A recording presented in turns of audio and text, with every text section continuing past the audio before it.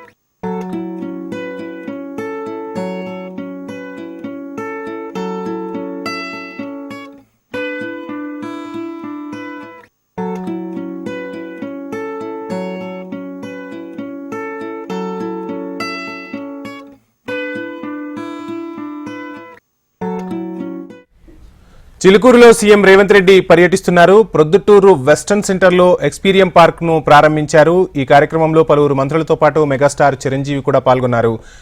మనం స్క్రీన్ పై చూస్తున్నాం. మెగాస్టార్ చిరంజీవితో పాటు మంత్రులు, అదేవిధంగా సీఎం కూడా అక్కడ ఉన్నారు. శంకుస్థాపన పలకాన్ని ఆవిష్కరించారు. మెగాస్టార్ చిరంజీవి కూడా ఈ కార్యక్రమానికి హాజరయ్యారు. పార్కును కొద్దిసేపటి క్రితమే సీఎం ప్రారంభించారు. ఈ కార్యక్రమంలో మంత్రులు, మెగాస్టార్ చిరంజీవి పాల్గొన్నారు. చిలుకూరులో సీఎం రేవంత్ రెడ్డి పర్యటన కొనసాగుతుంది. మరి కాసేపట్లోనే రేవంత్ రెడ్డి సభను ఉద్దేశించి ప్రసంగించే అవకాశాలు కూడా కనిపిస్తున్నాయి. ప్రొద్దుటూరు వెస్టర్న్ సెంటర్లో ఎక్స్పీరియం పార్కును ప్రారంభించారు. ఇక ఈ కార్యక్రమానికి మెగాస్టార్ చిరంజీవి కూడా హాజరయ్యారు. ఈ కార్యక్రమంలో పలువురు మంత్రులు కూడా పాలు పంచుకున్నారు.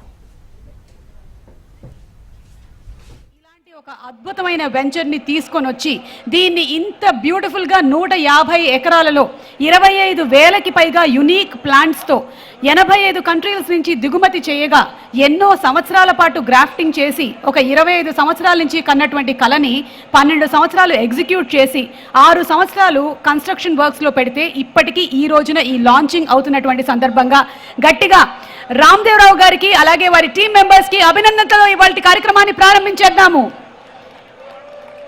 కృషి ఉంటే మనుషులు ఋషులు అవుతారు, మహాపురుషులు అవుతారు అనేటువంటి ఆ నినాదాన్ని నిజం చేస్తూ ఇన్ని సంవత్సరాల నుంచి ఆయన కన్నటువంటి కళని మనందరి కోసం సాకారం చేస్తూ ఈరోజు ఈ అద్భుతాన్ని ఆవిష్కరించబోతున్నటువంటి శుభతరుణంలో ఇవాళ ఈ కార్యక్రమానికి తెలంగాణ గౌరవనీయ ముఖ్యమంత్రి శ్రీ యనమల రేవంత్ రెడ్డి గారు కూడా కార్యక్రమానికి విచ్చేశారు. ముఖ్య అతిథిగా మరికొద్దిసేపట్లో ఇక్కడికి రానున్నారు. అలాగే ఈరోజు మన కార్యక్రమానికి టూరిజం మినిస్టర్ జూపల్లి కృష్ణారావు గారు కూడా రానున్నారు. ఇంకా ఎంతోమంది ఎమ్మెల్యేలు, ఎంపీలు కూడా ఇవాళ ఈ కార్యక్రమానికి విచ్చేనున్నారు. వారందరికీ సాదర స్వాగతం పలుకుతున్నాము. ఇవాళ మన కార్యక్రమానికి ప్రత్యేక అతిథిగా పద్మ విభూషణ్ మెగాస్టార్ చిరంజీవి గారు కూడా కార్యక్రమానికి విచ్చేస్తున్నారు. వారికి కూడా సాదర స్వాగతం పలుకుతున్నాము. ఈరోజు ఇక్కడికి విచ్చేసినటువంటి మీడియా మిత్రులకి, ఈ కార్యక్రమంలో హాజరైనటువంటి ప్రతి ఒక్కరికి, అతిరథ మహారథులందరికీ కూడా సాదర స్వాగతం, సుమస్వాగతం. ఎక్స్పీరియం ఈవెంట్ని ఇవాళ ఒక చక్కటి నృత్య ప్రదర్శనతో ప్రారంభిస్తున్నాము. పెండ్యాల లక్ష్మీప్రియ తను ఒక కూచిపూడి నర్తకి, 2024 జాతీయ కళా ఉత్సవం విజేత, ప్రధానమంత్రి అలాగే ప్రెసిడెంట్ గారి చేతుల మీదుగానే రాష్ట్రీయ బాల పురస్కారాన్ని కూడా ఈ అమ్మాయి అందుకుంది. 2024లో ఇంత చిన్న వయసులోనే అద్భుతమైనటువంటి విజయాన్ని సాధించినటువంటి ఈ పాపకి ఒక్కసారి గట్టిగా చప్పట్లతో చిలుకూరులో సీఎం రేవంత్ రెడ్డి పర్యటిస్తున్నారు. ప్రొద్దుటూరు వెస్టర్న్ సెంటర్లో ఎక్స్పీరియం పార్క్ ను లాంఛనంగా ప్రారంభించారు. ఈ కార్యక్రమంలో పలువురు మంత్రులతో పాటు మెగాస్టార్ చిరంజీవి కూడా పాల్గొన్నారు.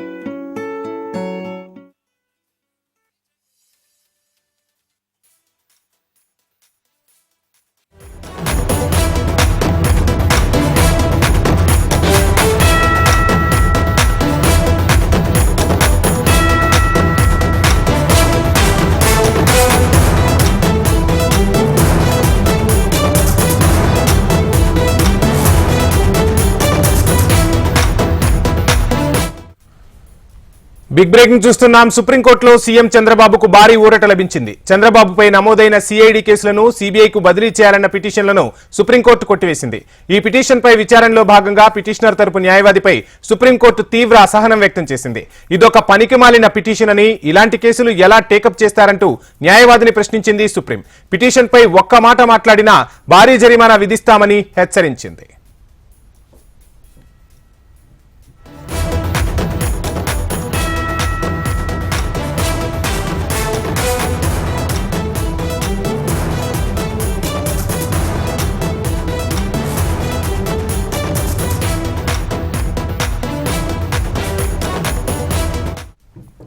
సుప్రీంకోర్టులో సీఎం చంద్రబాబుకు భారీ ఊరట లభించింది. చంద్రబాబుపై నమోదైన సిఐడి కేసులను సీబీఐకి బదిలీ చేయాలన్న పిటిషన్లను సుప్రీంకోర్టు కొట్టివేసింది. ఈ పిటిషన్పై విచారణలో భాగంగా పిటిషనర్ తరపు న్యాయవాదిపై సుప్రీంకోర్టు తీవ్ర అసహనం వ్యక్తం చేసింది. ఇదొక పనికిమాలిన పిటిషన్ అని, ఇలాంటి కేసులు ఎలా టేకప్ చేస్తారంటూ న్యాయవాదిని ప్రశ్నించింది సుప్రీం. పిటిషన్పై ఒక్క మాట మాట్లాడినా భారీ జరిమానా విధిస్తామని హెచ్చరించింది అత్యున్నత న్యాయస్థానం.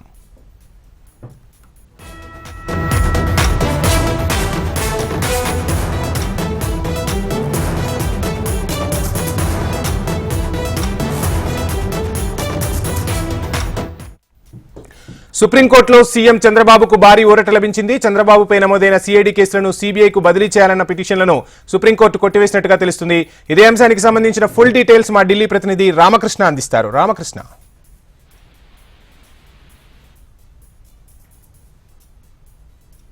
బదిలీ చేయాలంటూ బాలయ్య అనే వ్యక్తి వేసిన పిటిషన్ పై ఈ రోజు సర్వోన్నత న్యాయస్థానం తీవ్రమైన ఆగ్రహం వ్యక్తం చేసింది. దాదాపుగా అన్ని పిటిషన్లను కూడా సుప్రీంకోర్టు కొట్టివేసింది. ఇది చంద్రబాబుకు భారీ ఊరట అని చెప్పాలి. ఎందుకంటే ఇది ఒక పనికిమాలిన పిటిషన్ అంటూ కూడా జస్టిస్ బేలా త్రివేది నేతృత్వంలోని ధర్మాసనం పేర్కొంది. ఇలాంటి కేసులను సీనియర్ న్యాయవాదులు ఎలా వాదిస్తారు అంటూ కూడా అసహనం వ్యక్తం చేసింది. దాదాపుగా ఈ సిఐడి కేసులు ఏవైతే ఉన్నాయో ఈ కేసులన్నింటినీ కూడా సిబిఐకి బదిలీ చేయాలని బాలయ్య తరపున సీనియర్ న్యాయవాది మణీందర్ సింగ్ వాదనలు వినిపించారు. మరైతే వాదనలు వినటానికి కూడా సర్వోన్నత న్యాయస్థానం అసహనం వ్యక్తం చేసింది. ఇది కాదు, ఇది ఒక పనికి మాలిన పిటిషన్, ఇలాంటి పిటిషన్లు ఎలా స్వీకరిస్తారు మీరు వాదనలు అని చెప్పి కూడా మణీందర్ సింగ్ పై జస్టిస్ బేలా త్రివేది తీవ్రంగా వ్యాఖ్యలు చేయడం జరిగింది. ఇలాంటి పిటిషన్లపై ఒక్క మాట కూడా నేను విననంటూ కూడా సర్వోన్నత న్యాయస్థానం పేర్కొంది. ఇది చాలా ఫస్ట్ టైం అనుకోవాలి, ఎందుకంటే ఇలాంటి పిటిషన్లు అరుదుగా వస్తూ ఉంటాయి. మరి ఇలాంటి పిటిషన్ల మీద ధర్మాసనాలు కూడా ఆగ్రహం వ్యక్తం చేసిన కూడా చాలా తక్కువ. అసలు ఒక్క మాట కూడా వినను అంటూ కూడా జస్టిస్ బేలా త్రివేది పేర్కొనడం కూడా అందరూ న్యాయవాదులు దీన్ని ఈ అంశాన్ని అక్కడి నుంచి చాలా ఆశ్చర్యంగా తిలకించారు. మరి అయితే చంద్రబాబుపై ఉన్న సిఐడి కేసులు ఏవైతే ఉన్నాయో ఆ కేసులన్నింటినీ కూడా బదిలీ చేయాలంటూ కూడా 7 పిటిషన్లు కూడా బదిలీ చేయాలని చెప్పేసి కూడా ఈ బాలయ్య వేయటం, మణీందర్ సింగ్ వాదించడం, వీటన్నిటిని కూడా సర్వోన్నత న్యాయస్థానం తప్పుపట్టింది. ఇది ఒక పనికిమాల పిటిషన్ అంటూ కూడా ఈ పిటిషన్ ని కొట్టివేసింది. ఇది చంద్రబాబుకి చాలా భారీ ఊరట అని చెప్పాలి. Vamshi, thank you Ramakrishna.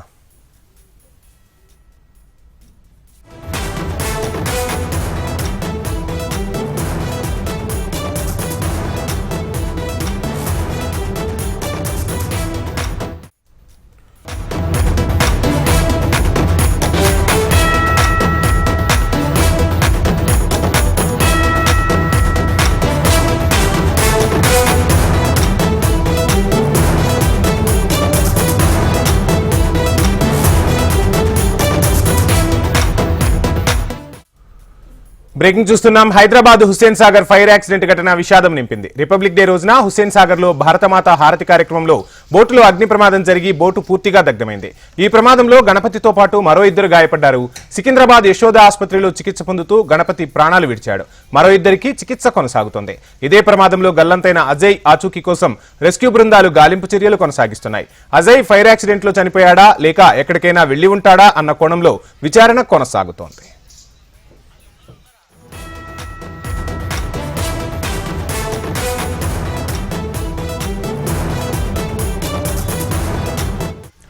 Hyderabad Hussain Sagar fire accident ఘటన విషాదం నింపింది. రిపబ్లిక్ డే రోజున హుస్సేన్ సాగర్ లో భారతమాత హారతి కార్యక్రమంలో బోటులో అగ్ని ప్రమాదం జరిగి బోటు పూర్తిగా దగ్ధమైంది. ఈ ప్రమాదంలో గణపతితో పాటు మరో 2 గాయపడ్డారు. సికింద్రాబాద్ యశోద ఆసుపత్రిలో చికిత్స పొందుతూ గణపతి ప్రాణాలు విడిచాడు. మరో 2కి చికిత్స కొనసాగుతోంది. ఇదే ప్రమాదంలో గల్లంతైన అజయ్ ఆచూకీ కోసం రెస్క్యూ బృందాలు ముమ్మర గాలింపు చర్యలు కొనసాగిస్తున్నాయి. అజయ్ ఫైర్ యాక్సిడెంట్ లో చనిపోయాడా లేక ఎక్కడికైనా వెళ్లి ఉంటాడా అన్న కోణంలో విచారణ కొనసాగుతుంది. ఘటనకు సంబంధించిన ఓవరాల్ డీటెయిల్స్ మా ప్రతినిధి అమరేందర్ రెడ్డి అందిస్తారు. అమరేందర్. వంశీ, ఆదివారం రాత్రి నిర్వహించినటువంటి భారత మాతకు హారతికి సంబంధించిన హుస్సేన్ సాగర్ ఏదైతే బోటు అగ్ని ప్రమాదానికి సంబంధించి ఇప్పటికే క్షతగాతులందరూ కూడా వైపు చికిత్స పొందుతున్నారు. అయితే సికింద్రాబాద్ యశోదలో చికిత్స పొందుతున్నటువంటి గణపతి అలియాస్ కొలసబుగితనే చికిత్స పొందుతూ మృతి చెందారు. మొత్తం 80% పైగా అతడికి గాయాలు కావడంతో చికిత్స పొందుతూ తుది ప్రాణాలు కూడా ఇచ్చినటువంటి నేపథ్యం అయితే ఉంది. అయితే గణపతి స్వస్థలం పశ్చిమ గోదావరి జిల్లా చెందిన వ్యక్తిగా పోలీసులు అయితే గుర్తించారు. ఇంకా 3 మరోవైపు చికిత్స పొందుతున్న నేపథ్యం అయితే ఉంది. ఒకవైపు అజయ్ కోసం ఇంకా హుస్సేన్ సాగర్ లో గాలింపు చర్యలు ముమ్మరంగా కొనసాగిస్తున్నారు. నిన్నటి నుంచి కూడా గాలింపు చర్యలు టీఆర్ఎస్ బృందం చేరుకొని దాదాపు 4 ప్రత్యేక బృందాలు ప్రస్తుతం గాలింపు చర్యల వైపు చేస్తా ఉన్నారు. అయితే ఈ నేపథ్యంలో అసలు అజయ్ ఏదైతే జరుగుతున్నటువంటి మహాహారతికి సంబంధించిన కార్యక్రమంలో పాల్గొన్నాడా, హుస్సేన్ సాగర్ లోకి వచ్చాడా, లేకుంటే ఇప్పటి వరకు అంటే మృతదేహం ఆల్రెడీ చెరువులో ఏదైతే హుస్సేన్ సాగర్ లో ఉంటే మాత్రం 24 గంటల్లోనే బయటకు వెళ్ళాలి. కానీ ఇంతవరకు కూడా బయటకు వెళ్ళకపోవడం, ఇప్పటికే డిఆర్ఎఫ్ బృందాలు కూడా గాలింపు చర్యలు చేపడుతున్నా కూడా మృతదేహం దొరకపోవడం పట్ల చాలా అనుమానాలు వ్యక్తం అవుతున్నాయి. ఇప్పటికే అజయ్ తరఫున తల్లిదండ్రులు కూడా పోలీస్ స్టేషన్ లో ఫిర్యాదు చేయడం, ప్రస్తుతం పోలీసులు కూడా గాలింపు చర్య అయితే ముమ్మరం చేశారని చెప్పుకోవచ్చు. చుట్టుపక్కల సీసీ ఫోటేజ్ దాదాపు 80కి పైగా సీసీ ఫోటేజ్లు ఉన్నాయి. హుస్సేన్ సాగర్ చుట్టూ ఉన్నటువంటి సీసీ ఫోటేజ్ అన్ని కూడా ఒకవైపు పరిశీలిస్తున్న నేపథ్యంలో అజయ్ కోసం ఒకవైపు ఇంకా గాలింపు చర్యలు ముమ్మరం చేశారని చెప్పుకోవచ్చు. ప్రస్తుతానికైతే గణపతి చికిత్స పొందుతూ కొలిసెప్ తుది శ్వాస కూడా ఇచ్చిన నేపథ్యం ఉంది. మరో 2 పరిస్థితి కూడా విషమంగా ప్రస్తుతం వారికి కూడా చికిత్స కూడా అందిస్తున్నటువంటి నేపథ్యం అయితే ఉంది. వంశీ. రైట్ అమరేందర్.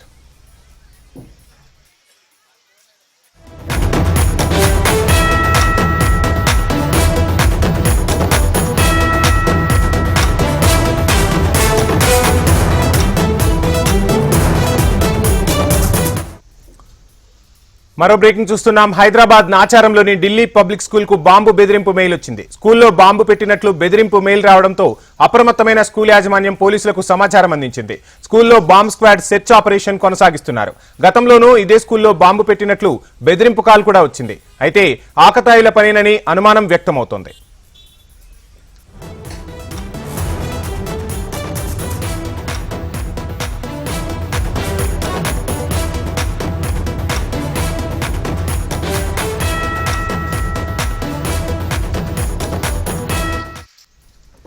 హైదరాబాద్ నాచారంలోని ఢిల్లీ పబ్లిక్ స్కూల్ కు బాంబు బెదిరింపు మెయిల్ వచ్చింది. స్కూల్లో బాంబు పెట్టినట్టు బెదిరింపు మెయిల్ రావడంతో అప్రమత్తమైన యాజమాన్యం పోలీసులకు సమాచారం అందించింది.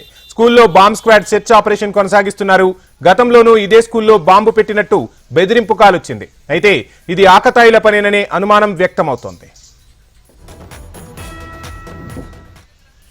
ఇదే అంశానికి సంబంధించి ఫుల్ డీటెయిల్స్ మా హైదరాబాద్ బ్యూరో చీఫ్ రమణ అందిస్తారు. రమణ.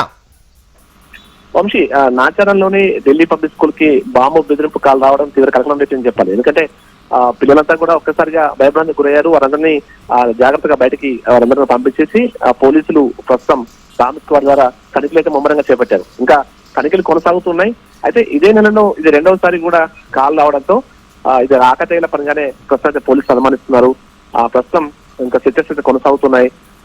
దాదాపు పిల్లలందరినీ కూడా పేరెంట్స్ వచ్చి తీసుకెళ్తున్న పరిస్థితి కనిపిస్తుంది. ఆ పేరెంట్స్ కూడా ఆల్రెడీ సమాచారం ఇచ్చారు కాబట్టి పేరెంట్స్ కూడా చేరుకుని తమ పిల్లల్ని వారి ఇంటికి తీసుకెళ్తున్నారు. అంటే కొంత ఆందోళన వ్యక్తమైంది. పేరెంట్స్ కూడా పెద్ద ఎత్తున స్కూల్ వద్ద కూడా చేరుకున్నారు.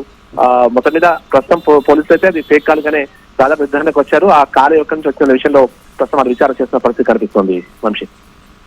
Right, thank you Ramana.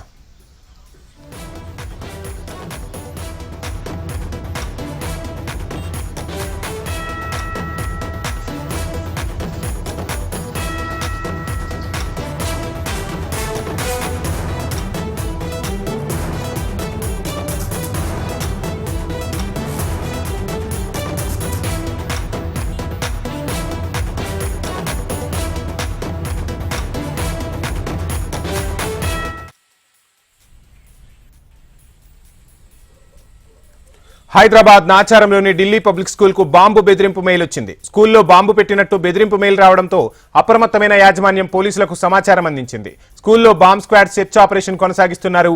గతంలోనూ ఇదే స్కూల్లో బాంబు పెట్టినట్టు బెదిరింపు కాల్ వచ్చింది. అయితే అది ఆకతాయిల పనేననే అనుమానం వ్యక్తమవుతోంది.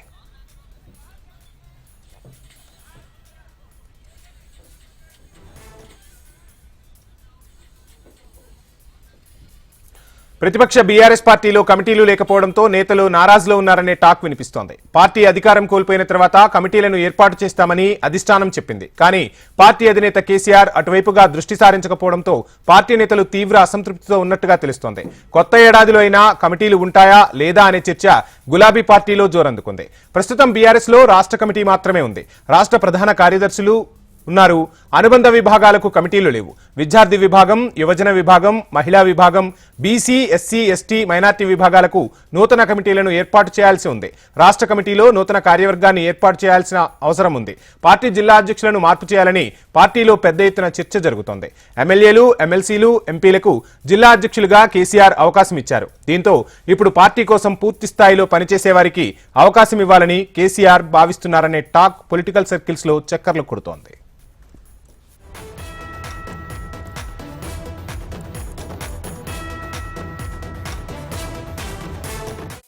బీఆర్ఎస్ అధికారంలో ఉన్న 10 ఏళ్లు పార్టీ నిర్మాణంపై కేసీఆర్ దృష్టి సారించలేదు. కేవలం ప్రభుత్వ సంక్షేమంతో అధికారంలోకి వస్తామని ఆయన భావించారు. కానీ అసెంబ్లీ ఎన్నికల్లో ప్రతిపక్ష స్థానానికి పరిమితమయ్యారు గులాబీ దళపతి.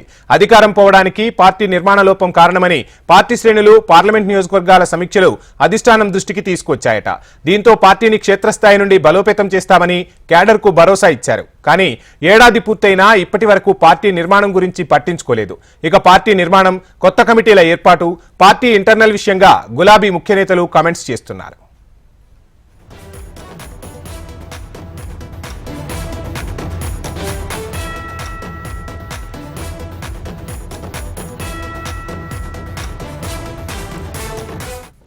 ఇదిలా ఉంటే మరోవైపు గులాబీ అగ్రనేతలను వరుసగా కేసులు వెంటాడుతుండటంతో పార్టీ నేతల్లో కాస్త ఆందోళన కనిపిస్తోంది. ఇప్పటికే బీఆర్ఎస్ ఎమ్మెల్సీ కవిత ఢిల్లీ లిక్కర్ కేసులో తీహార్ జైల్లో ఉండి వచ్చారు. మరోపక్క బీఆర్ఎస్ ప్రభుత్వం నాటి విద్యుత్ కొనుగోళ్ల ఒప్పందాలపై కమిషన్ ఏర్పాటు చేశారు. ఇంకోవైపు కాళేశ్వరం ప్రాజెక్టుపై కమిషన్ ఏర్పాటు చేసింది ప్రస్తుత సర్కార్. తాజాగా బీఆర్ఎస్ వర్కింగ్ ప్రెసిడెంట్ కేటీఆర్ పై ఫార్ములా ఈ కార్ రేసు నిర్వహణలో ఏసీబీ కేసు నమోదు చేసింది. ఇదే కేసులో ఈడీ సైతం కేసు నమోదు చేసి దర్యాప్తు కొనసాగిస్తోంది. దీంతో గులాబీ పార్టీలో ఎప్పుడు ఏం జరుగుతోందో తెలియని పరిస్థితి నెలకొంది.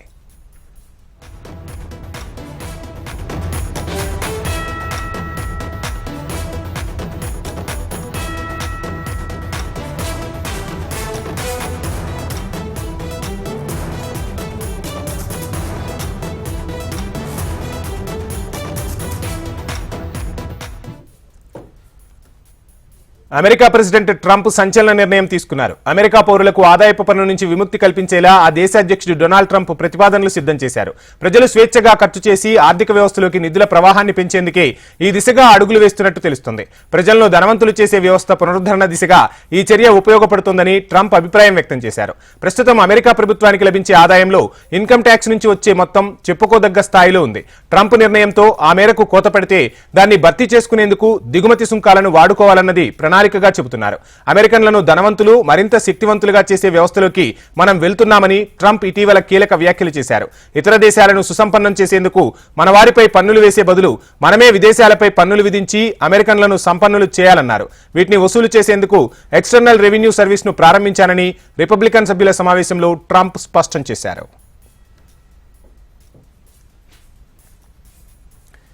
అమెరికా చరిత్రలోనే 1870 నుంచి 1913 మధ్య ప్రజలు అత్యధిక సంపదతో తొలతూగారని ట్రంప్ గుర్తు చేశారు. నాడు సుంకాల ఆధారిత ఆర్థిక వ్యవస్థ ఉండేదని చెప్పారు. అప్పట్లో దిగుమతి సుంకాల నుంచి ప్రభుత్వానికి పెద్ద మొత్తంలో ఆదాయం లభించేదన్నారు డొనాల్డ్ ట్రంప్. అమెరికా తక్షణమే తన వాణిజ్య వ్యవస్థను మార్చుకోవాలన్నారు. అమెరికా ఉద్యోగులు, కుటుంబాలను రక్షించేలా చర్యలు తీసుకోవాలన్నారు. చైనా, భారత్పై టారిఫ్లు తప్పవు. భారత్, చైనా, బ్రెజిల్ దేశాలపై అత్యధిక పన్నులు విధిస్తామని ట్రంప్ మరోసారి స్పష్టం చేశారు. బయటి దేశాలపై చైనా భారీగా పన్నులు వసూలు చేస్తుందన్నారు ట్రంప్. ఇక భారత్, బ్రెజిల్, ఇతర దేశాలు కూడా ఆ పద్ధతిని అనుసరిస్తున్నాయని స్పష్టం చేశారు. మనం అలా జరగనీయకూడదన్నారు. అమెరికా ప్రయోజనాలు అన్నింటికంటే ముందుండాలని ట్రంప్ స్పష్టం చేశారు. వాస్తవానికి ట్రంప్ గత డిసెంబర్లోనే బ్రిక్స్ దేశాలు ప్రత్యేక కరెన్సీ తీసుకొస్తే 100% సుంకం విధిస్తామని హెచ్చరించారు. డాలర్ వినియోగం నిలిపేస్తే తీవ్ర పరిణామాలు ఎదుర్కోవాల్సి ఉంటుందని ట్రంప్ హెచ్చరించిన విషయం తెలిసిందే.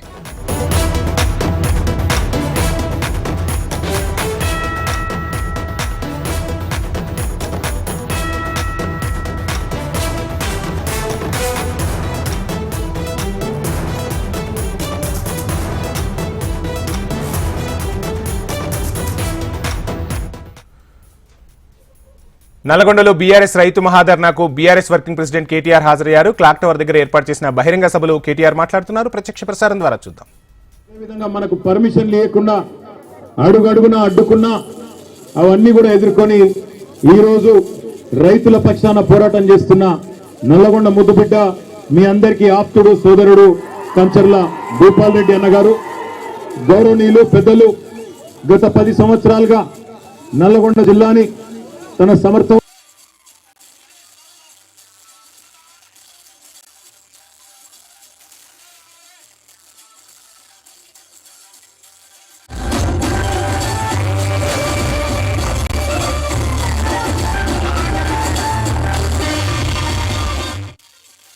శాసనసభ్యులు అన్న గుత్తకండ్ల జగదీశ్వర రెడ్డి గారికి, వేదికపై ఆసీనులైన గౌరవనీయులైన మాజీ మంత్రివర్యులు, రాష్ట్రంలో 400 రోజుల్లో 410 మంది రైతులు ఆత్మహత్య చేసుకుంటే రైతుల స్థితిగతులు చూసి, కాంగ్రెస్ పార్టీ మోసాన్ని చూసి పెద్దలు కేసీఆర్ గారు ఒక నిర్ణయం తీసుకొని రాష్ట్ర మాజీ వ్యవసాయ శాఖ మంత్రిగా ఉన్న నిరంజన్ రెడ్డి గారి నేతృత్వంలో రైతు స్థితిగతుల అధ్యయన కమిటీ వేస్తే ఈరోజు ఆ కమిటీ సభ్యులు మొత్తం నిరంజన్ రెడ్డి గారితో సహా అందరు కూడా వచ్చున్నారు. వారందరికీ నిరంజన్ రెడ్డి గారికి వారి మొత్తం సభ్య బృందానికి స్వాగతం. శాసన మండలిలో ప్రతిపక్ష నాయకులు, పెద్దలు, గౌరవనీయులు, పార్టీ వ్యవస్థాపకుల్లో ఒకరైన పెద్దలు శ్రీ సిరికొండ మత్స్యనాచారి గారికి, మరొక మాజీ మంత్రివర్యులు సోదరి శ్రీమతి సత్యవతి రాథోడ్ గారు, అదేవిధంగా వేదిక పైన ఉన్న గౌరవనీయులైన మాజీ శాసనసభ్యులు మాజీ మంత్రివర్యులు అన్న మొహమ్మద్ మహమూద్ అలీ గారు, జిల్లాలో ఉన్న ప్రస్తుతం ఒకే ఒక్క శాసన మండలి సభ్యులు మా ఎంసీ కోటిరెడ్డి అన్న గారు, అదేవిధంగా మాజీ శాసనసభ్యులు అందరు ఉన్నారు. చాలా మంది సీనియర్ నాయకులు ఉన్నారు, గౌరవనీయులైన ఎమ్మెల్యేలు ఉన్నారు. పేరు పేరున ప్రతి ఒక్కరికి కూడా హృదయపూర్వకంగా నమస్కారం. ఈరోజు నల్లగొండ పట్టణంలో అడుగు పెట్టంగానే ముందు మహాత్మా గాంధీ యూనివర్సిటీ దగ్గర పిల్లలందరూ వచ్చినారు. దాదాపు ఒక 300-400 మంది పిల్లలు రోడ్డు మీదకి వచ్చి, అన్న కేసీఆర్ ఉన్నప్పుడు మాకు బ్రహ్మాండంగా ఇక్కడ వసతులు ఉండేది, కానీ ఇవాళ కాంగ్రెస్ ప్రభుత్వం వచ్చిన తర్వాత మాకు గొడ్డు కారంతో అన్నం పెట్టే దుస్థితి వచ్చిందన్న, మీరు రావాలా అంటే తప్పకుండా 2:30 గంటలకు మీ క్యాంపస్కి వస్తా అని వారికి చెప్పి అక్కడి నుంచి బయలుదేరి ముందుకు వస్తా ఉంటే అక్కడ కలదప్పిన ఐటీ టవర్ కనబడ్డది. మరి అందులో వెంకటరెడ్డి వచ్చినాక ఎవరన్నా ఉన్నారో లేకపోతే తాగుబోతులు అడ్డా అయిందో నాకు తెలియదు, కానీ మొత్తానికైతే కలదప్పింది ఐటీ టవర్. కొద్దిగా ముందుకు రాగానే కాకపోతే ఆ ఎన్టీ రామారావు గారు, తారక రామారావు గారి విగ్రహం నుంచి మొదలు పెడితే ఇక్కడ దాకా, నేను నిజంగా చెప్తా ఉన్నా, ఊరికే చెప్పట్లేదు, అక్కడి నుంచి ఇక్కడి వరకు జులూస్ చూస్తుంటే నాకు ధర్నాకు వచ్చినట్టు లేదు. నాకు నిజంగా మళ్ళీ కేసీఆర్ గారు గెలిచి ముఖ్యమంత్రి అయినారు, మన ప్రభుత్వం వచ్చింది, మన భూపాల్ రెడ్డి తిరిగి ఎమ్మెల్యే అయిందన్నంత గొప్పగా బ్రహ్మాండంగా ఈరోజు అక్కడి నుంచి ఇక్కడి వరకు ఒక విజయోత్సవ ఊరేగింపు చేసినట్టు మరి ఇక్కడికి వచ్చినాకనైతే తొక్కిసలాట జరిగే పరిస్థితి కనబడదు ఇక్కడికి వచ్చినాక, అట్లాంటి పరిస్థితి. అందుకే నేను అంటా ఉన్నా, ప్రపంచంలో ఏ శక్తి కూడా ప్రజాశక్తి కంటే గొప్పది కానే కాదు. అది రుజువు చేసిన గడ్డ ఈ పోరాటాల గడ్డ నల్లగొండ అనే మాట నన్ను గుర్తు చేస్తా ఉన్నా. ఈ రోజు కాదు, ఇవాళ ఉన్న వాళ్ళు కొత్తగా మేమేదో సామ్రాజ్యానికి అధిపతులైపోయినాం, చక్రవర్తులైపోయినాం, రారాజులైపోయినాం అని విర్రవీగుతున్న వాళ్ళ గురించి కాదు నేను చెప్పేది. ఒకనాడు బండెనుక బండి గట్టి 16 బండ్లు గట్టి ఏ బండ్లు ఓడతావు కొడుకో నైజాము సర్కరోడా అని ఆనాడున్న నియంతను నిలదీసిన గడ్డ నల్లగొండ. అందుకే పోరాటానికి స్ఫూర్తి అయిన నల్లగొండ గడ్డకు వందనం. ఇక్కడికి విచ్చేసిన ప్రతి నల్లగొండ రైతు బిడ్డకు శిరస్సు వంచి పాదాభివందనం. కేసీఆర్ గారు తెలంగాణ ఉద్యమంలోనే ఇక్కడికి వచ్చేటప్పుడు మా సోదరుడు రసమై బాలకృష్ణ గారు గుర్తు చేస్తా ఉండే, అన్న ఒక్క మాట చెప్పాలి, నువ్వు తప్పకుండా యాద్ చేయాలన్నాడు. ఏందన్నా అంటే చెప్పినాడు, అన్న ఒకనాడు కేసీఆర్ గారు స్వయంగా పాట రాసిండే, పక్కన కృష్ణమ్మ ఉన్న ఫలితమేమి లేకపాయే, పాలమూరు నల్లగొండ పంటలన్నీ ఎండిపాయే అంటూ కేసీఆర్ గారే స్వయంగా కలం పట్టుకొని మరి మన నల్లగొండ దుస్థితి గురించి వర్ణించి ఆనాడు జలసాధన ఉద్యమంలో 2002-03 సంవత్సరంలోనే పాట రాసిండు అని అన్న చెప్పిండు. అనగానే పక్కనే నిరంజన్ రెడ్డి గారు అందుకొని, అదేమంటావు బాలకిషన్, అక్కడ ఉండే ఫ్లోరైడ్ పరిస్థితి గురించి కూడా కేసీఆర్ గారే పాట రాసిండు కదా, బ్రహ్మాండమైన పాట రాసిండు, సూడు సూడు నల్లగొండ గుండె నిండా ఫ్లోరైడ్ బండ అంటూ ఇక్కడ కాళ్ళు చేతులు నడుమంకర పోయిన లక్షలాది మంది గురించి కూడా కేసీఆర్ గారే రాసిండు కదా అని చెప్పి నిరంజన్ రెడ్డి గారు వెంటనే అందుకున్నారు. ఇవాళ కొంతమంది తెలిసి తెలియని మూర్ఖులు, తెలిసి కూడా తెలియకుండా అజ్ఞానంతో మాట్లాడుతున్న వాళ్ళకు ఒక మాట చెప్పాల్సిన అవసరం ఉంది. మొన్న అసెంబ్లీలో ఒక మంత్రి గారు అడుగుతాడు, ఏం చేసిండు కేసీఆర్ నల్లగొండకని అడిగిండు. నేను గుర్తు చేస్తా ఉన్నా ఆ మంత్రి గారికి, నల్లగొండ జిల్లా ముద్దు బిడ్డలందరికీ, ఇక్కడికి వచ్చిన రైతు బిడ్డలందరికీ, ఏం చేసిండు తెలంగాణను కేసీఆర్ అంటే, భారతదేశంలోనే పంజాబ్ను హర్యానాను తలదన్ని వరి పండించే విషయంలో భారతదేశంలోనే తెలంగాణను నెంబర్ 1 చేసిండు కేసీఆర్. తెలంగాణ భారతదేశానికి నెంబర్ 1 అయితే మొత్తం తెలంగాణలో నల్లగొండ జిల్లా వరి ధాన్యం ఉత్పత్తిలో నెంబర్ 1 చేసిండు కేసీఆర్ అనే మాట గుర్తు చేస్తా ఉన్నా. ఎట్లా చేసిండు మరి? ఎట్లా చేసిండు అంటే, ఎన్నడూ కూడా మీ టైలెండ్ గ్రామాలకు ఆ SRSP స్టేజ్ 2 కింద ఉన్న తుంగతుర్తి కావచ్చు, కోదాడ కావచ్చు, సూర్యాపేట కావచ్చు, ఎన్నడూ నీళ్లు వచ్చేది కాదు. అదేవిధంగా NSP కింద కూడా ఎన్నడూ టైలెండ్ గ్రామాలకు నీళ్ళు ఇచ్చే పరిస్థితి లేదు. కానీ కృష్ణలో, గోదావరిలో ప్రతి ఒక్క నీటి బొట్టును ఒడిచిపట్టి అటు పాలమూరు రంగారెడ్డి ఎత్తిపోతల పథకం కట్టినా, ఇటు ప్రపంచమే ఆశ్చర్యపడే స్థాయిలో కాళేశ్వరం ప్రాజెక్టు కట్టినా, చివరి మడి వరకు, చివరి తడి వరకు నీళ్ళిచ్చిన రైతు బిడ్డ, రైతు నాయకుడు కేసీఆర్ గారు అనే మాట నేను మీకు గుర్తు చేస్తా ఉన్నా. ఇవాళ ఎవరెవరో రావచ్చు, ఏదేదో మాట్లాడచ్చు. వస్తుంటే మా చిరుమర్తి లింగయ్య గారు పెద్ద కాపర్తి ఆపిండు. లింగయ్య గారు ఆపి, అన్న జెండా ఎగిరేసి పో అన్నాడు. జెండా ఎగిరేసి గాడికి పోయినా నేను. పోతే అక్కడ ఒక రైతన్న వచ్చినాడు. వచ్చి, అన్న ఒక మాట అక్కడ చెప్పు నల్లగొండలా అన్నాడు.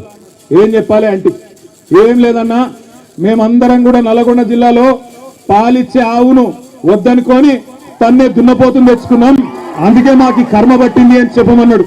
ఆయన చెప్పిండు, నేను చెప్తలేదు. పెద్ద కాపర్తి రైతు చెప్పిన మాట నేను చెప్తున్నా. పాలిచ్చే ఆవును వద్దనుకొని మరి ఇలా ఎగిరెగిరి తడుతున్న దున్నపోతులను తెచ్చుకొని మీద పెట్టుకున్నాం. పెట్టుకుంటే ఏమొచ్చింది మీరు చూస్తున్నారు. నిన్నగాక మొన్న ముఖ్యమంత్రి గారు చాలా గొప్పగా చెప్పిండు. ఏమన్నాడు? 26 జనవరి రాత్రికే 12 గంటలకే టకీ టకీ అని పడతాయి అన్నాడు. పడ్డా టకీ టకీ అని పడ్డా పడలేదా? 12 సార్లు కదా కేసీఆర్ ఇచ్చింది. యాసంగికి, వానకాలానికి లెక్క పెట్టుకుంటూ పోతే 6 ఏళ్లు నిరాటంకంగా మీరు అడగాల్సిన అవసరం లేకుండా, ఎన్నికల్లో మీ ఓట్ల కోసం జూటా మాట చెప్పకుండా కేసీఆర్ గారు ఆనాడు రైతుల మీద ఉన్న ప్రేమతో ఒకవైపు రుణమాఫీ చేయంగానే ఇక ఈ పైసలు ఖచ్చితంగా మళ్ళీ రైతులకు వేయాలని చెప్పి ఆనాడు 2017 సంవత్సరంలో భారతదేశంలోనే మొట్టమొదటిసారిగా స్వాతంత్రం వచ్చిన తర్వాత రైతు బంధు పథకం పెట్టిండు. ఆ ఒక్క రైతు బంధు పథకంలోనే కేసీఆర్ గారి ప్రభుత్వం మీ ఖాతాల్లో వేసింది 73,000 కోట్ల రూపాయలు 11 విడతలుగానే మాట నేను మీకు గుర్తు చేస్తా ఉన్నా. 73,000 కోట్లు వేసినప్పుడు కేసీఆర్ గారు ఎన్నడూ ఇట్లాంటి విన్యాసాలు చేయలే. టకీ టకీమని పడతాయని డైలాగులు కొట్టలే. కానీ తెల్లారు ఫోన్ తీయంగానే బ్రహ్మాండంగా రైతుల ఖాతాల్లో టింగు టింగు అనుకుంటా రైతు బంధు బ్రహ్మాండంగా డబ్బులు పడేది. కానీ ఈ ముఖ్యమంత్రి, ఈ కాంగ్రెస్ పార్టీ వీళ్ళెవ్వరు మీకు కొత్తోళ్ళు కాదు. నిజానికి 55 ఏళ్లు చూసిన వాళ్ళే ఈ నల్లగొండ జిల్లాలో తాగునీటికి ఇబ్బంది అయ్యి ఆఖరికి మన పిల్లల బొక్కల్లో మూలిగ చచ్చిపోయేందుకు కారణమే కాంగ్రెస్. నల్లగొండ జిల్లా బిడ్డలు జీవోత్సవాలుగా మారినంటే దానికి కారణమే కాంగ్రెస్. నల్లగొండ రైతులు అవస్థపడ్డారంటే దానికి కారణమే కాంగ్రెస్. అందుకే మిమ్మల్ని మోసం చేయడానికే కొత్త కొత్త మాటలు, కొత్త కొత్త వేషాలు వేసుకొని కొత్త సీసాలో పాత సారా అన్నట్టు మళ్ళా బయలుదేరినారు. ఎన్నికలకు ముందు చెప్పినాం మేము వచ్చి మీకు అన్నాడు, అన్న కాంగ్రెస్ వాళ్ళు గెలిస్తే రైతు బంధుకు రామ్ రామ్ అంటారు, యాది పెట్టుకోండి అని నేను చెప్పిన. అదేవిధంగా పెద్దలు కేసీఆర్ గారు ప్రతి నియోజకవర్గంలో చెప్పిండ్రా లేదా? ఇవాళ రైతు బంధు సంవత్సరం దాటిపోయింది, 14 నెలలైంది, రూపాయి ఇయ్యలేదు రైతు బంధు. మొట్టమొదటిసారి ఆనాడు కేసీఆర్ ప్రభుత్వమే ఎలక్షన్ల ముందు ఇద్దామని పెడితే ఆ రోజు రేవంత్ రెడ్డి ఉత్తరం రాసి ఆపిండు, ఉత్తరం రాసి ఎలక్షన్ కమిషన్ కు ఆపిండు. ఇప్పుడు రైతు బంధు పైసలు వేస్తే మళ్ళా రైతులు కేసీఆర్ కే ఓట్లేస్తారు, ఆపాలని చెప్పి ఆపితే అప్పుడు మనం పైసా జమ చేసి పెట్టిన 7,600 కోట్లు అట్లే ఆగిపోయినాయి. ఎలక్షన్ అయిన తర్వాత పార్లమెంట్ ఎలక్షన్ ముందు సహజంగా కేసీఆర్ గారు ఉన్నప్పుడేమో నాట్లేసేటప్పుడు రైతు బంధు పడుతుండే, కానీ రేవంత్ రెడ్డి వచ్చిన తర్వాత ఒకసారి మాత్రమే రైతు బంధు పడుతుంది. ఎప్పుడు అది? నాట్లప్పుడు కాదు, ఓట్లప్పుడు పడుతుంది. పార్లమెంట్ ఎలక్షన్ ముందు ఒకసారి వేసినట్టు చేసిండు, అది కూడా మనం దాచిపెట్టిన పైసలే. ఆ రోజు 7,600 కోట్లు అది వేసిండు. ఇప్పుడు మళ్ళీ ఎలక్షన్లు వస్తున్నాయి, జెడ్పీటీసీ ఎలక్షన్లు, ఎంపీటీసీ ఎలక్షన్లు, సర్పంచ్ ఎలక్షన్లు వస్తున్నాయి. మళ్ళా ఓట్లు దొబ్బుకోవాలి కదా, అందుకే Proddatur western central experience park లో మెగాస్టార్ చిరంజీవి మాట్లాడుతున్నారు. లైవ్ లో చూద్దాం. ఎవరికంటే ఏదో వేలల్లోనూ లక్షల్లోనూ చెప్పేవాడు, ఇప్పుడు కోట్లలో ఉందంట కదయ్యా. ఇప్పుడు నా సంపద అంతంత మాత్రమే ఉంది, కొనలేనేమో అన్నారు. కానీ చూడండి సార్, వస్తే మీరే టెంప్ట్ అవుతారు. ఇప్పుడు గౌరవ ముఖ్యమంత్రి గారితో కూడా అన్ని వీక్షిస్తుంటే ఎంత టెంప్టింగ్ ఉందంటే, వా ఇవన్నీ మన ఇంట్లో పెట్టేసుకుంటే ఎంత బాగుంటుంది అనిపిస్తుంది. అంత అందంగా దీనికి కావాల్సిందని వ్యాపార దృక్పథం కాదు, కళాకారుల హృదయం, కళా హృదయం ఉండాలి. నా మటుకు నేను అతని ఒక కళాకారుడుగాను, ఒక ఆర్టిస్ట్గా చూస్తాను. నేను అంత తపన లేకపోతే, అంత ఇష్టం లేకపోతే సుదీర్ఘకాలం 24-25 ఇయర్స్ పాటు దీని మీద ఎక్స్పెరిమెంట్ చేస్తూ, ఎన్నో చోట్ల రీసెర్చ్ చేస్తూ, ఎక్కడెక్కడ ఏమేమి మొక్కలు దొరుకుతాయి, ఎక్కడెక్కడ ఈ శిలాకృతులు దొరుకుతాయి, ఆ శిలలు ఇక్కడ ఎలా తీసుకురావాలి అని దాని మీద అది దుర్భేద్యం అనుకోకుండా ఇది సాధ్యమే, ఇది మన ప్రాంతం వాళ్ళకి, మన హైదరాబాదుకి, మన స్టేట్కి అందం తీసుకొచ్చేది, మన దేశంలోనే గొప్పగా చెప్పినటువంటి గొప్ప పార్క్ అవుతుందని ఆయన మనసులో మెదిలిన ఆలోచన, ఆయన పడ్డ కష్టం, తీసుకున్న శ్రమ ఈ రోజున ఇక్కడ అద్భుతమైన కళాఖండంగా ఇన్ని ఎకరాల్లో చోటు చేసుకుందంటే కనుక నభూతో నా భవిష్యత్తు. ఎవరైనా సరే అంత డబ్బులుంటే కనుక ఏం వ్యాపారం చేద్దాం, ఇంత స్థలం ఉంది కదా, దీన్ని ఎలా రియల్ ఎస్టేట్ చేద్దాం, దీన్ని ఏదో గవర్నమెంట్ వాళ్ళ మన్నలతో వాళ్ళ పర్మిషన్లతో తీసేసుకుని అక్కడ మనం మల్టీ స్టోరీ పెట్టుకుంటే ఆయన జీవితం కాదు కదా, తరతరాలుగా నిలిచిపోతాడు. అలా కాకుండా ఆయన కేవలం ఒక లోపల ప్యాషన్, చిన్నప్పటి నుంచి కాలేజీ రోజులో చదివే దగ్గర నుంచి, ఆర్ట్ కాలేజీలో చదువుతున్న దగ్గర నుంచి కూడా ఆయన మదిలో ఉన్నటువంటి ఆయన బ్రెయిన్ చైల్డ్, అలాంటి దాన్ని ఈ రోజున ఈ రూపం తీసుకొచ్చారంటే ప్రతి క్షణం ప్రతి కార్నర్ ముఖ్యమంత్రి గారు చూసి ఎంత ముచ్చటపడిపోతున్నారంటే అంత ఇంత కాదు. ఎలా చేశారు, ఇది ఎలాగొచ్చింది, అది ఎలా వచ్చింది అని అడుగుతున్నారు. నేను కొన్ని అడుగుతున్నాను. అడిగి ఇది షూటింగ్స్కి ఇస్తారా రామ్దేవ్ అని అడిగితే ఇస్తారండి, కానీ ఫస్ట్ షూటింగ్ మీదైతే అని అన్నాడు. ఇప్పుడు నువ్వు ఆ మాట అన్నావు కదా, ఇప్పుడు కొత్తగా హీరోయిన్ని తీసుకొచ్చి ఆ అమ్మాయితో స్టెప్లు వేయాలంటే ఈ ఎండలో ఎలా ఉంటుందేమో తెలియదు, కానీ ఏదో చలికాలం అయినప్పుడు నెక్స్ట్ చలికాలం అయితే చేస్తానే అన్నారు. ఈలోగా వర్షాలు పడి ఇవన్నీ ఇంకొంచెం పచ్చగా ఉంటాయండి, 1 or 2 ఇయర్స్ లోపల ఇది అద్భుతంగా ఉంటుంది, కంటికి కనువింపుగా ఉంటుంది చెప్పేసి ఆయన చెప్తుంటే కనుక ఐ కుడ్ ఇమాజిన్. అట్లాగే ఇక్కడ వెడ్డింగ్ ప్లాన్ చేసుకోవచ్చు, వెడ్డింగ్స్ కానీ ఇతర రిసెప్షన్స్ కానివ్వండి, పలు ఈవెంట్స్, అలాగే ఐస్కి సంబంధించినటువంటి ఆ స్కేటింగ్ సంబంధించిన చేయాలని ఇలా ఎన్నెన్నో ప్లాన్స్ ఉన్నాయని అవన్నీ కూడా చేయగలడు, ఆ సామర్థ్యం ఉంది. అలాగే ప్రభుత్వం కూడా ఖచ్చితంగా సపోర్ట్ చేస్తారు, అందుకు సమాయుత్తమై ఉన్నారు ఆయన. అందుకనే ఎంతో బిజీగా ఉన్నారు సీఎం గారు. ఇవాళ చూస్తే కనుక మనుషులు ఇంటి చుట్టూ ఉన్నారు. అన్నీ పక్కకు పెట్టి, ప్రోగ్రామ్స్ అన్ని పక్కకు పెట్టి నిన్నటిదాకా ఆయన ఎలక్షన్ క్యాంపెయిన్ ఎక్కడో చేసి వేరే రాష్ట్రాల్లో వచ్చి రామ్దేవ్ మీద ఈ ప్లేస్ మీద ఎంతో ప్రేమ లేకపోతే, ఇలాంటి దాన్ని మనం ఎంకరేజ్ చేయాలి అని ఆయన ఉద్దేశం లేకపోతే ఇంత ఓపికగా ఈ ఎండ్లో ఆయన వచ్చేవారు కాదు. ఫస్ట్ ఆఫ్ ఆల్ ఆయన ఇక్కడికి వచ్చి దీన్ని ఎంకరేజ్ చేస్తున్నందుకు వారికి మనస్ఫూర్తిగా అభినందనలు తెలియజేస్తున్నాను ముఖ్యమంత్రి గారికి. ఎందుకంటే అలాంటి వాళ్ళు అనుకుంటేనే, వాళ్ళ కళ్ళలో పడితేనే, వాళ్ళు ఇంప్రెస్ అయితేనే దీనివల్ల ఎంతోమందికి ఉపాధి కలుగుతుంది, ఇది ఎంతోమందికి కనువిందు కలుగుతుంది. మరి ఎంతోమంది ఈ ప్లేస్ని వాళ్ళ ఈవెంట్స్కి ఉపయోగించుకుంటారు, తద్వారా టూరిజం పెరుగుతున్న ఉద్దేశంతో కూడా మన జూపల్లి కృష్ణారావు గారు దీన్ని ఎంకరేజ్ చేయడం కోసం సమాయత్తమై ఉన్నారు.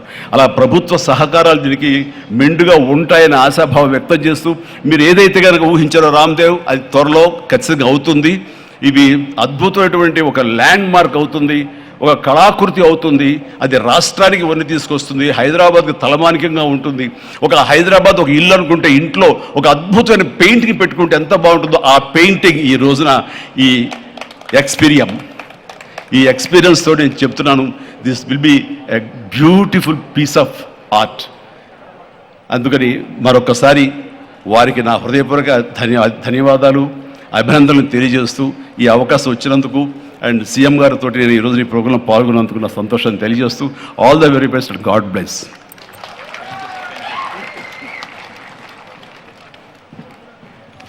ఎక్స్పీరియంలో చిరంజీవి గారు స్టెప్పులు వేసినటువంటి ఆ సాంగ్ మేము త్వరలోనే చూడాలి అని మనస్ఫూర్తిగా కోరుకుంటూ ఉన్నాము. అండ్ ఎమ్మెల్యే శ్రీ కాళీ యాదయ్య గారిని మాట్లాడవలసిందిగా రిక్వెస్ట్ చేస్తున్నాము.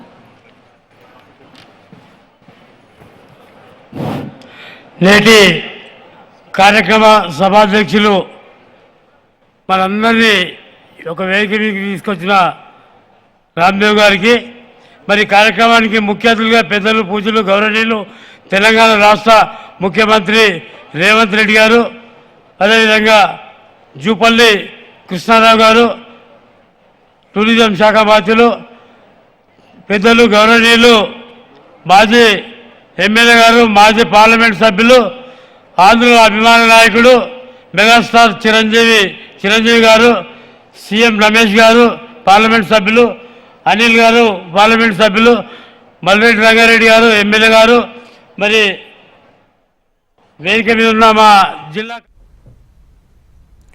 ఆఫ్టర్నూన్ ప్రైమ్ టైంలో షార్ట్ బ్రేక్ తీసుకుందాం. Stay tune.